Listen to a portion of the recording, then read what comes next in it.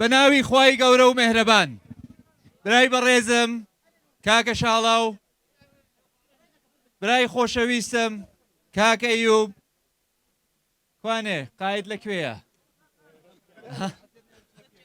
زەکیە خان،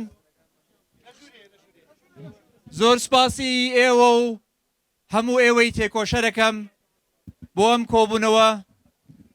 دووبارە سپاسی کاکە ئەیوب و زەکیە خانەکەین بۆ ئەو میوانداریە خۆشە. سپاسی برای بەڕێز و خۆشەویستم کاکە شاڵاوەکەم کە عەزەتی کێشا و لەگەڵمانایە ئەمڕۆ وەکو هەمیشە.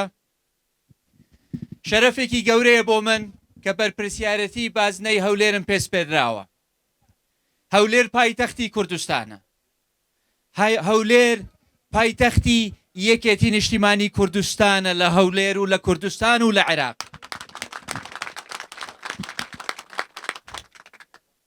من ئەمە چەند ڕۆژێکە چەند هەفتەیەکە بەسەر کۆمیتەکانە ئەکەمەوە، بەسەر بازنەکانە ئەکەمەوە، لەگەڵ هەموو چین و توێژەکانە کۆ ئەبمەوە. ئەوەی کە بینیومە تاکو ئێستا ئومێد بەخشە. ئەوەی کە بینیومە تاکو ئێستا معنەویاتمان بەرزەکاتەوە. گەشبین مەکە، بەڵام نەگەیشتوەتە ئەو ئاستەی کە دڵم خۆشکە. ئەبینم ئومێد خەریکە ئەگەڕێتەوە.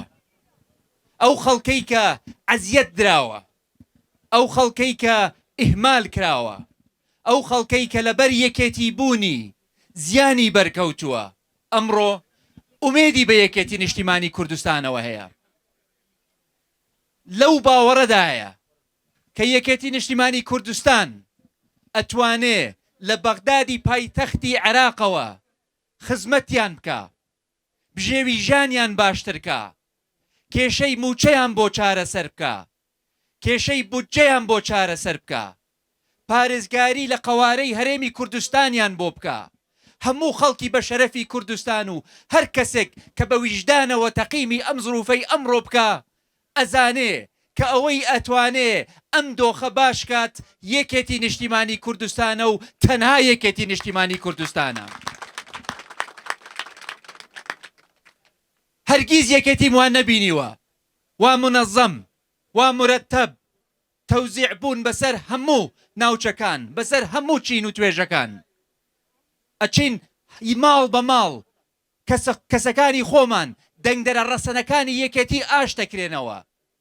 ڕۆژانە قسە لەگەڵ دەنگدەرە ڕەسەنەکانی خۆمانەکرێ، بۆیان شەرحەکرێ بۆ یەکێتی پێویستە بۆ ئەم سەردەمە، بۆ لاوازبوونی یەکێتی، بۆ هۆکاری تێکدانی بارودۆخی ئابووری هەرێمی کوردستان. بۆیە ئەوانەی کە لە هەڵبژارنەکانی ڕابردوو ڕەنگ بێت نیگەران بوو بن لە یەکێتی، ئەمڕۆ ئەوان لە پێش هەموو کەسێکی ترەوە لە ڕیزەکانی پێشەوەی ئەم بانگەشەیەن و دەنگ کۆئەکەنەوە بۆ یەکێتی نیشتیمانی کوردستان. بەڵام ئەمە کافی نییە بەڕێزان، چونکە یەکێتی نیشتیمانی کوردستان تاکە حیزبە کە ئەتوانێ بە ڕاستەوخۆ و ڕاستەقینانە نوێنەرایەتی تەواوی کۆمەڵانی خەڵکی کوردستان بکە، بە کەسوکاری سەربەرزی شەهیدانەوە، بە کەمەندامانی سەنگەرمانەوە، بە پێشمەرگەی دێرین و کادرە تێکۆشەرەکانمانەوە، بە خانەنیشینەکانمانەوە، بە کادر و لایەنگران و مۆزەف و فەرمانبەر و مامۆستایانی ئایەنی و مامۆستایانی پەروەردە و مامۆستایانی زانکۆ و پەیمانگەکان و دکتۆران و کارمەندانی تەندروستی و گەنجان و لاوان و ژنان و وەرزشوانان و هونەرمەندەکان یەکێتی نیشتیمانی کوردستانە کە لەناو هەموو چین و توێژەکانە نوێنەرایەتیەکی ڕاستەقینەی خۆی هەیە، لەناو هێزی پێشمەرگە، لەناو هێزی پۆلیس، لەناو هێزەکانی ئاسایش، لەناو هەموو چین و توێژەکانە. شاخێک نییە کە یەکێتی نیشتیمانی کوردستان شەڕی تیان نەکردبێ، خەباتی تیان نەکردبێ.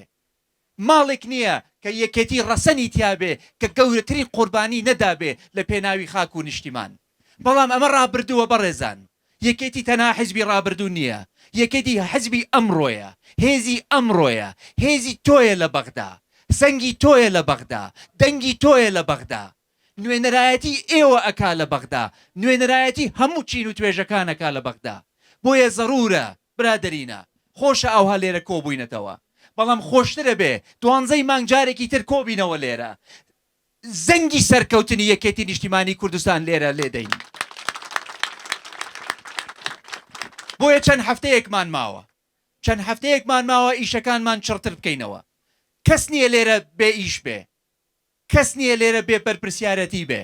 هەمومان لە تێکۆشەرە دیرینەکانمانەوە بیگرە، لە کەسوکاری سەربەزی شەیدەکانمانەوە بیگرە بۆ کاندیدە بەڕێزەکان. ئەم چەند هەفتەی کە ماومانە ماڵ بە ماڵ بگەڕین، گەڕک بە گەڕک بگەڕین، چین بە چین بگەڕین، توێژ بە توێژ بگەڕین، ئەوانەی دەنگەکانی خۆمان ئاشکەینەوە.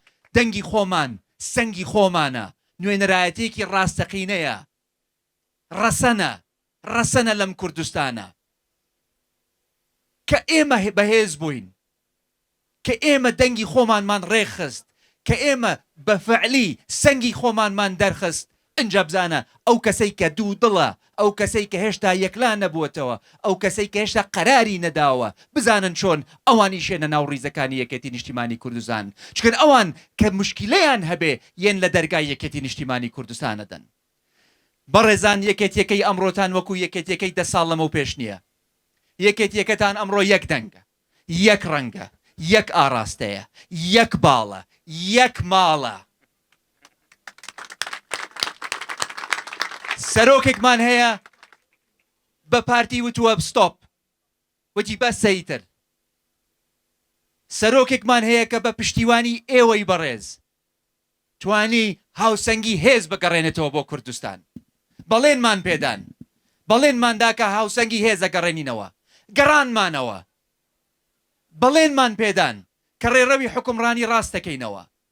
حکوومەتێک پێک نایە تا یەکێتی ڕازی نەبێ، تا کاک بافڵ ڕازی نەبێ کە ئەو حکوومەتە بە تاوەتی خزمەتکاری کۆمەڵانی خەڵکی کوردستان بێ، وە هەموو کۆمەڵانی خەڵکی کوردستان. یەکێتی کە لە دەسەڵاتدایە عادلە، فەرق و جیاوازی ناکا لە بینی یەکێتیەک و غەیرە یەکێتیەک. بەڵام بەداخەوە ئەوەی کە من بینیومە لە هەولێر وا نەبووە. حزبی تر هەبووە کە فەرقێکی زۆریان کردووە لە بینی یەکێتیەک و پارتیەک و لایەنێکی تر.